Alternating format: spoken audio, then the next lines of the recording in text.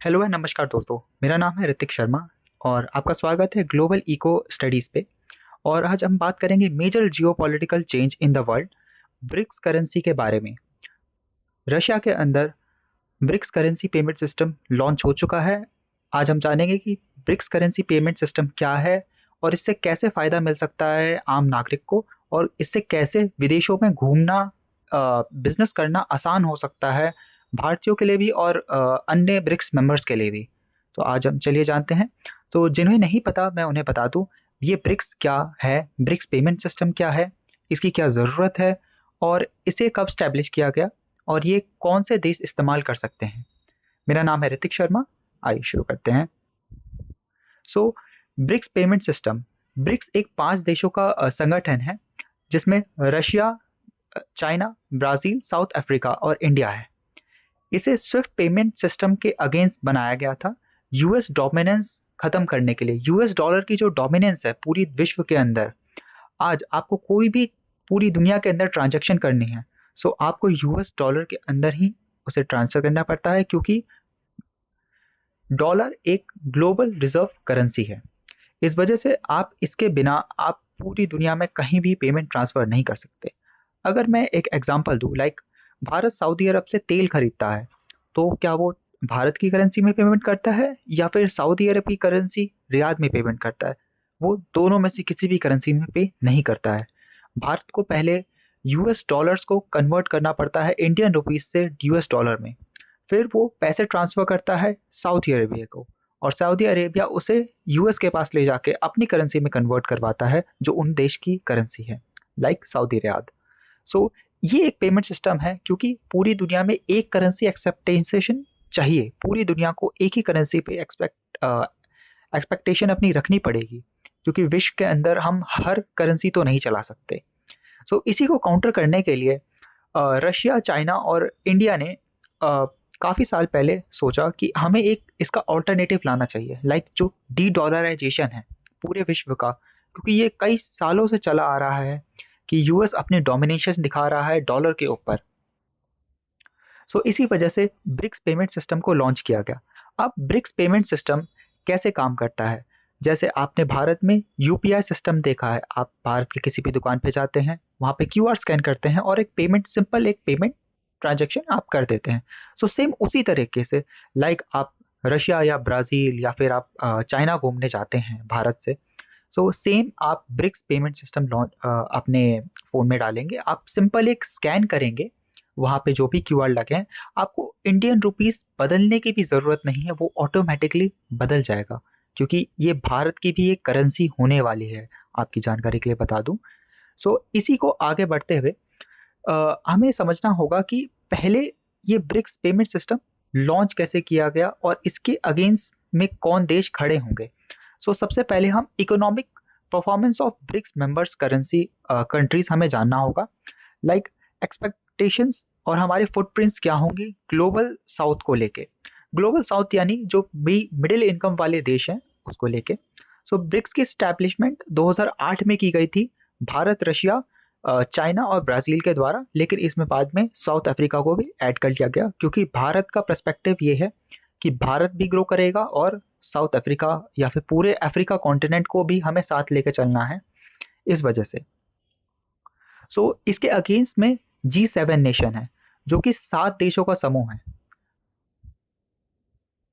अब G7 Nations कौन से हैं? जो टॉप दुनिया की 7 देश आते हैं, जो पुराने समय के, आज के समय के नहीं, पुराने समय के जो 7 देश थे जिन्होंने टॉप ग्लोबल इकोनॉमिक थी, like America, France, Canada, Britain, Japan और इटली, आप इसमें देख पा रहे होंगे। सो इसके अगेंस्ट में पूरी दुनिया की इकोनॉमी G7 नेशन चलाया करते थे। अगर आप यहाँ पे चार्ट देखें, 1995 के अंदर पूरी दुनिया की ग्लोबल इकोनॉमी में 44% का शेयर था अकेले G7 नेशंस का। लेकिन अगर वहीं आप ब्रिक्स नेशन में देखें, लाइक चाइना, इंडिया, रशिया, सिर्फ दुनिया का 17% ऑलमोस्ट ऑलमोस्ट होल्ड करते थे। लेकिन ये सिनेरियो ज़्यादा दिन तक नहीं रहने वाला था, क्योंकि जो वेस्टर्न नेशन है, लाइक अमेरिका, कनाडा और जापान, माफ़ कीजिएगा, वेस्ट में नहीं आता, लेकिन फिर भी उसे G7 की वजह से हमें वेस्ट में कंसिडर करना पड़ता है। लेकिन ये ऑलरेडी डेवलप हो चुके हैं। अब इन्हें एक सर्टेन लेवल पे आके रुकना पड़ेगा इनकी इकोनॉमी को। लेकिन हमारे पास लाइक भारत, चाइना और ब्राज़ील के अंदर अभी भी बहुत पोटेंशियल है, क्योंकि यहाँ पे अभी भी अर्बनाइजेशन उतना नहीं हुआ है भारत के अंदर। भारत के अंदर अभी भी हाईली लेवल पे बेरोज़गारी है, तो अभी भी डेवलपमेंट की काफ़ी पर्सपेक्टिव है ब्रिक्स नेशंस के अंदर। सो इसके अगेंस्ट में जब भारत ने इसे खड़ा किया है, सो अगर आप 2023 में आके आज का अगर सिनेरियो देखें, तो पूरी दुनिया का जो ग्लोबल जीडीपी है 29.9% G7 नेशन होल्ड करते हैं, और 32% पूरी दुनिया की जीडीपी का अकेले होल्ड कर रहे हैं ब्रिक्स नेशन। सो ऑब्वियस आप देख सकते हैं मैप के अंदर कि ग्लोबल पर्सपेक्टिव से ब्रिक्स ऑलरेडी G7 को पीछे छोड़ चुका है, तो आने वाले टाइम में ये और ग्रो करेगा। अब ब्रिक्स पेमेंट सिस्टम, जैसा कि आप ये एक वेबसाइट का स्क्रीनशॉट है, नीचे आप देख भी पा रहे होंगे ब्रिक्स पेमेंट कॉरपोरेशन का। तो सो ब्रिक्स पेमेंट आप किस किस तरह से इस्तेमाल करेंगे? लाइक आपने भारत में देखा होगा, जो दुकानदार होता है उनके पास एक अलग पेटीएम होता है, पेटीएम बिजनेस। सो सेम ये वैसे ही है। सबसे पहला ब्रिक्स पे क्यू आर। सो बेसिकली ये आम लोगों के लिए होगा, जिनमें वो क्यूआर स्कैन करके पे कर सकेंगे। ब्रिक्स बी टू बी सिर्फ बिजनेस के लिए होगा। लाइक कोई एक रिलायंस कंपनी है, उसे अपने नेटवर्क टावर्स खड़े करने हैं, उन्हें अपने कई सारे प्रोजेक्ट लॉन्च करने हैं जो अदर कंपनीज को पेमेंट करेंगे। सो बी उनके लिए होगा। इसमें कोई भी लिमिट नहीं होगी। लाइक इसमें कई billions of millions of dollars के ट्रांजैक्शन किए जा सकते हैं, माफ कीजिएगा, ब्रिक्स के ट्रांसफर किए जाते हैं, ब्रिक्स करेंसी के ट्रांसफर किए जा सकते हैं, जिससे बड़ी बड़ी कंपनियां अपने आप ऑटोमेटिकली, उन्हें एक भरोसा रहे, उन्हें सरकारों के पास बार बार जाके रिक्वेस्ट ना करना पड़े कि प्लीज हमारे पैसे चेंज कर दीजिए। और इसका यूनिफाइड अकाउंट भी खुलेगा, जो कि आज आप भारत के अंदर अभी भी चाहें तो खोल सकते हैं, लेकिन वो सिर्फ बी यानी अगर आपका कोई बिजनेस है जो भारत से रूस के बीच में होता है, या फिर ब्राज़ील चाइना के बीच में होता है, तो आप ये अकाउंट आज भी जाके खोल सकते हैं। इसमें आप अभी भी पेमेंट ट्रांसफ़र कर सकते हैं। अब इसमें बहुत सारे और भी अन्य सिस्टम आएंगे, लेकिन अभी ये सिर्फ रशिया के अंदर लॉन्च हुआ है। आने वाले टाइम में भारत के अंदर भी लॉन्च हो पाएगा। अब ब्रिक्स के पेमेंट सिस्टम्स जो हैं, आप जाके ब्रिक्स की वेबसाइट पे भी चेकआउट कर सकते हैं। भारत के अंदर ये काम कर रहे हैं, लेकिन अभी ऐप लॉन्च नहीं हुआ है। कुछ ही समय के अंदर भारत और चीन के साथ दोनों में ये लॉन्च हो जाएगा। अब जैसा कि आप ब्रिक्स की वेबसाइट पे देख पा रहे हैं, ब्रिक्स नेशंस जो हैं पूरी दुनिया के, अगर मैं बात करूं तो पूरी धरती का 33.9% लैंड ओन करते हैं, यानी जमीन 30, दुनिया की 33% जमीन अकेले ब्रिक्स नेशंस के पास है।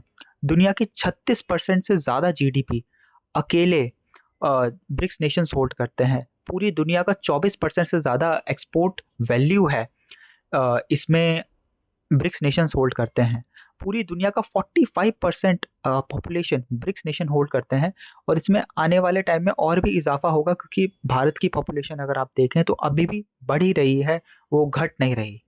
इसमें इंडस्ट्रियल प्रोडक्शन है काफ़ी, और हमारा वीट हार्वेस्ट यानी दुनिया की खेती, दुनिया की 44% खेती, जैसा कि आप जानते हैं भारत के अंदर दुनिया की 17% खेती अकेले भारत के अंदर ही होती है।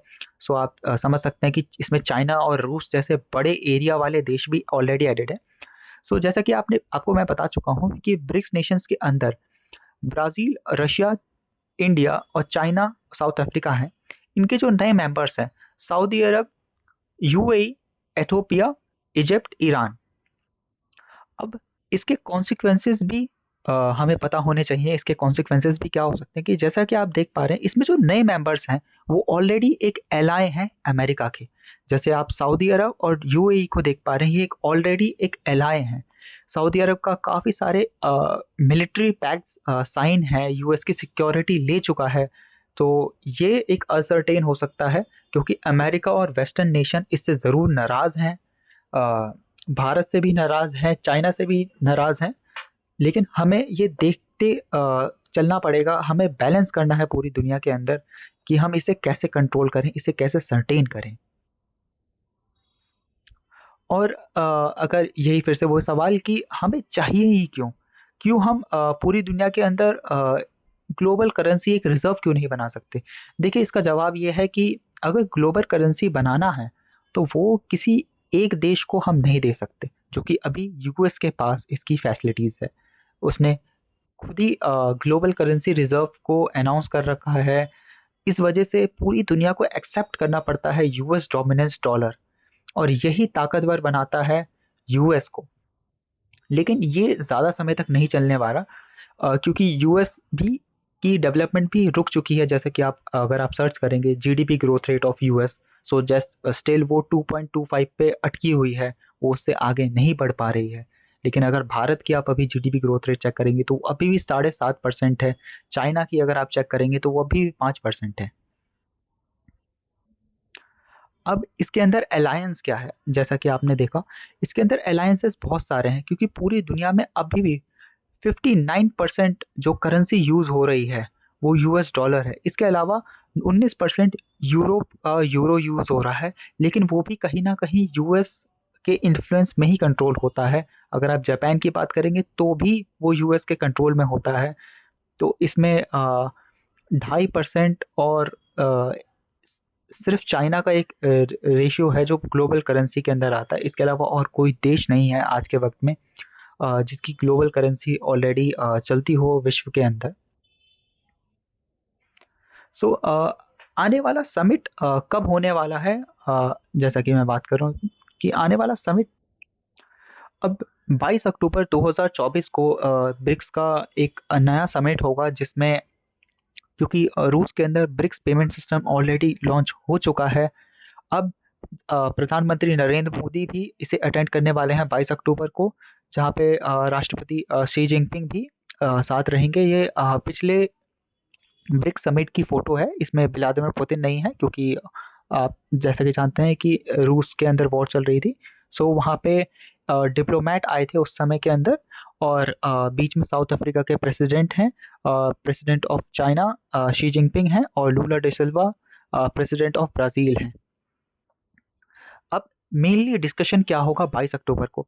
जैसा कि 22 अक्टूबर को भारत का एक सर्टेन डिसीजन है कि इसमें नॉर्थ कोरिया जैसे या फिर कुछ अन्य देशों को ना ऐड किया जाए, बल्कि उसकी जगह अफ्रीका के अन्य देशों को ऐड किया जाए। देखिए, अफ्रीका के अंदर 54 कंट्रीज आते हैं, लेकिन उसके अंदर ग्लोबल प्रेजेंस की अगर हम बात करें तो पूरी दुनिया में बहुत कम ग्लोबल प्रेजेंस है अफ्रीका की। अगर हम जीडीपी कंट्रीब्यूशन में बात करें, सो हमें इसमें ज़रूर ऐड करना चाहिए, क्योंकि हर जगह यूएस की डोमिनेशंस नहीं चल पाएगी, यूएस को भी मैनेज करना होगा।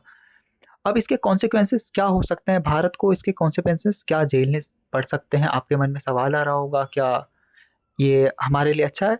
देखिए, ये भारत की इकोनॉमी के लिए तो अच्छा है, लेकिन भारत की रिलेशंस के लिए अच्छा नहीं, क्योंकि वेस्ट में हमारे रिलेशंस फ्रांस से अच्छे हैं। जैसे कि आप जानते हैं अभी कनाडा से भारत के रिलेशंस खराब चल रहे हैं। सो यूएस अपनी इकोनॉमी क्यों ही लूज करेगा, वो अपने एलाइज को क्यों ही लूज करेगा? तो सवाल ये है। सो इसी वजह से भारत को इसके कॉन्सिक्वेंसेस झेलने पड़ सकते हैं। हमारे यूएस से रिश्ते खराब हो सकते हैं, हमारे एक्सपोर्ट पे थोड़ा बहुत फर्क आ सकता है यूएस से रिलेटेड। ये तो आने वाले टाइम में ही हमें पता चलेगा कि इसके कॉन्सिक्वेंस क्या होंगे। लेकिन हाँ, ये बात पक्की है कि 22 अक्टूबर 2024 को ब्रिक्स का जो समिट है, उसमें प्रधानमंत्री नरेंद्र मोदी और रूस के व्लादिमीर पुतिन, शी जिनपिंग जी, ये सब मीटिंग ज़रूर करेंगे। और भारत में इसे कब तक लॉन्च किया जाएगा, इसका ऐप, उस पे सर्टेन बातें होंगी। लेकिन अगर आप अभी कोई बिजनेस करते हैं तो आप ज़रूर आप चेकआउट कर सकते हैं ब्रिक्स पेमेंट सिस्टम। आप सीधा अगर अपनी क्रोम पे टाइप कर दें तो आपको ब्रिक्स की वेबसाइट मिल जाएगी, और उस पर आप रजिस्टर कर सकते हैं अपना बिजनेस। सो आपको पहले से ही कुछ प्रायोरिटी मिलेंगी। जो ये मीटिंग होगी, ये रूस के कजान क्षेत्र के अंदर होगी, और इसमें काफ़ी सारी साइंटिफिक कोलैबोरेशन की भी बातें की जाएंगी। लेकिन मेन एजेंडा एनर्जी को लेके होगा, क्योंकि भारत अभी भी, भारत हो या चीन हो, अभी भी काफ़ी भारी मात्रा पे कच्चा तेल इंपोर्ट कर रहे हैं क्योंकि यूएस ने अभी भी सैंक्शंस लगा रखे हैं रशिया पे, लेकिन फिर भी भारत अभी भी काफ़ी मात्रा में कच्चा तेल इंपोर्ट कर रहा है। सो एक एनर्जी क्राइसिस भी है भारत के साथ में। सो इस पे एक नई डील हो सकती है। शायद रशिया अपने प्राइसेस है उसको फिर से एक रिव्यू करेगा भारत और चीन के लिए। तो ये हमें आने वाले वक्त में ही पता चलेगा। तब तक के लिए नमस्कार, थैंक यू। एंड अगर आपने वीडियोस देख ली है तो प्लीज़ सब्सक्राइब माय चैनल। आने वाले टाइम पे मैं आपको बताऊंगा इस पे आप रजिस्टर कैसे करें, और नेक्स्ट वीडियो जल्द ही कनाडा के ऊपर भी आएगी, और सर्टेन मैं हिस्ट्री के पार्ट्स भी लेके आऊँगा। Thank you for the watching me.